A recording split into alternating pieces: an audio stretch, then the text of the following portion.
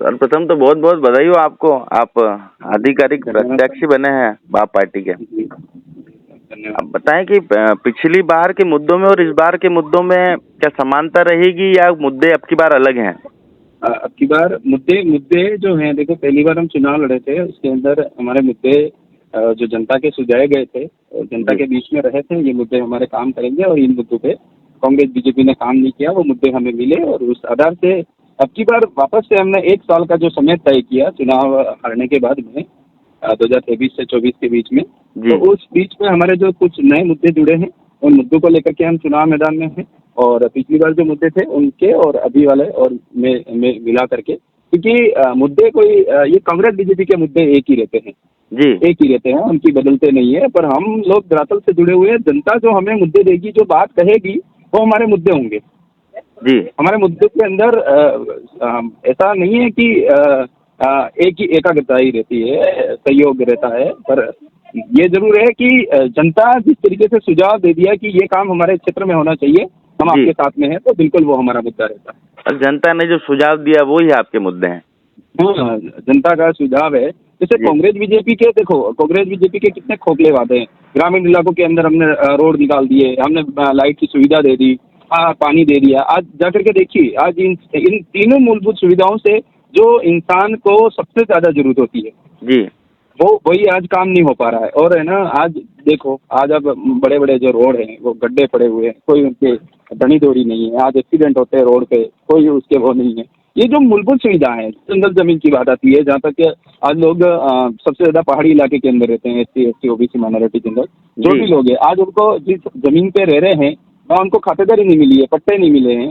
तो ये जो पिछली बार जो कांग्रेस ही थी, बीजेपी थी, आज राव के संग ये शिविर लगा करके काम कर रही थी, वो सिर्फ ढकोसले थे। उन्होंने जी सही तरीके से काम नहीं किया। और एक प्रोसेस होता है कि आपको अगर पट्टा जारी हुआ है तो 3 महीने के अंदर रजिस्ट्री करवानी होती है, वरना वो खारिज हो जाता है। तो वहाँ के लोग ऑफिसों के दर बदर भटक रहे हैं, जी उनको न तो किसी प्रकार की कोई सही जानकारी दी जा रही है, न कुछ भी नहीं।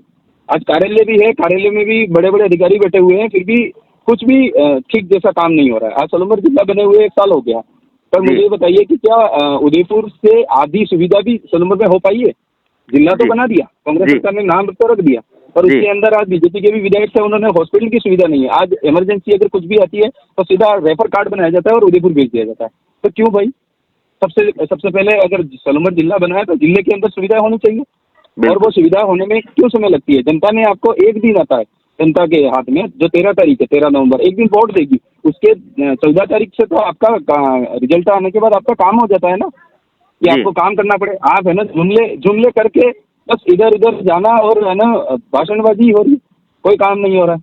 जनता उससे पूरी नाराज है, और नाराज जनता अब की बार कांग्रेस बीजेपी को सबक सिखाएगी इस चीज़ अच्छा, हमने देखा है कि अक्सर जो दोनों ही राष्ट्रीय पार्टियां हैं उसमें एक जो पार्टी है बीजेपी, वो तो खुलकर आप पर प्रहार करते हैं, आपकी पार्टी पर प्रहार करते हैं, पर कांग्रेस देखो। का स्टैंड हमेशा साइलेंट रहता है।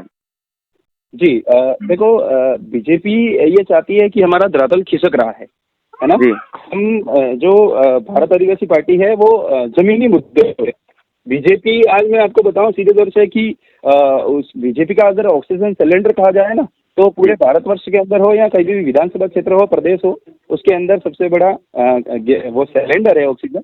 वो धर्म की और जातिवाद की राजनीति करना चाहते हैं सबसे जी ज्यादा। और जी जो जिसका जिसका हमें हमारे पे डोला जाता है कि ये लोग वो कर रहे हैं। नहीं, जी आज भारत आदिवासी पार्टी आज डूंगरपुर बांसवाड़ा के अंदर सांसद जीते, क्या उन्होंने किस समाज के साथ में गलत किया? जी सबको साथ में लेकर के चल रही है। आज क्षेत्रीय पार्टी है, और क्षेत्रीय पार्टी वो होती है जो क्षेत्रीय जनता होती है, उसके आधार पर बनाई गई होती है। जी और उनके क्या मुद्दे हैं, क्या उनकी आज दुविधा है, क्या परेशानी है, उन बातों को लेकर के बनाई गई होती है। नेताओं को पहले से पाबंद किया जाता है, कहा जाता है कि हम लोग हमारी जो दुविधा है, उन दुविधाओं को अगर आप सुविधाओं में बदलोगे और समाधान करोगे तो हम आपके साथ में। बाकी जयपुर और ये दिल्ली में बैठे एसी के रूम में बैठ करके टिकट हर किसी को मिल सकता है। तो आखिर अंतिम जनता और को ये आखिरी समझा प्रश्न गया है। आपसे कि जी। क्या जो विगत जो चुनाव हुए थे उसके और अब की बार जो परिणाम आएंगे उन दोनों में कोई अंतर होगा? अब की बार मजबूती से प्रदर्शन कर पाएंगे? बिल्कुल, जो प्रदर्शन करेंगे वो मजबूती से करेंगे। अब की बार हमारे साथ बहुत सारे ऐसे जो पिछली बार कंफ्यूज थे, लोग जनता कंफ्यूज थी कि नई पार्टी है, तीसरा मोर्चा है, किस तरीके से होगी, क्या होगा। हमारा विजन, हमारा मिशन क्लियर है, जनता के सामने है और जनता को ये विश्वास है कि ये व्यक्ति जो है सामने दिख रहा है वही है ना। इनके आगे पीछे वो कांग्रेस बीजेपी में होता है, 5 लोग उनका नेतृत्व करते हैं, 5 कहते क्या है करते क्या है। आज सलूम्बर विधानसभा की जनता का कोई भी व्यक्ति, मुझे वोट देने वाला कोई भी व्यक्ति मेरे दर आकर के, मेरे दरवाजे आकर के अगर मेरे से कोई भी मदद मांगेगा, मैं निसंकोच बिना सोचे समझे मैं उस जनता के लिए, उस जन के लिए मैं आधी रात को तैयार हूँ। ये मेरा दृढ़ संकल्प है। क्या कांग्रेस से अभी भी गठबंधन की कोई सुगबुगाहट है? क्या कांग्रेस से अभी भी गठबंधन की गुंजाइश है? भारत आदिवासी पार्टी स्वतंत्र चुनाव लड़ रही थी, पहले भी बोल रही थी और अभी भी बोल रही है, और उस बात को अपने तथ्यपूर्वक पेश करने के लिए उन्होंने दोनों जगह पे अपने चुनाव के लिए कैंडिडेट तय कर दिए हैं और चुनाव मैदान के अंदर है।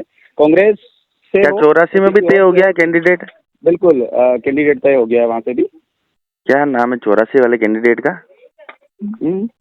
84 वाले आधिकारिक पोस्ट वायरल हो उससे पहले अभी आना बाकी है जी। अनिल जी का नाम सामने आ रहा है, अनिल कटारा जी करके जी। ये थोड़ा मेरे को कंफर्म ऐसी जानकारी है नहीं, वहाँ के सारे ग्रुप है उसके अंदर चल रहा है, तो उसकी आधिकारिक पोस्ट आए तब तक।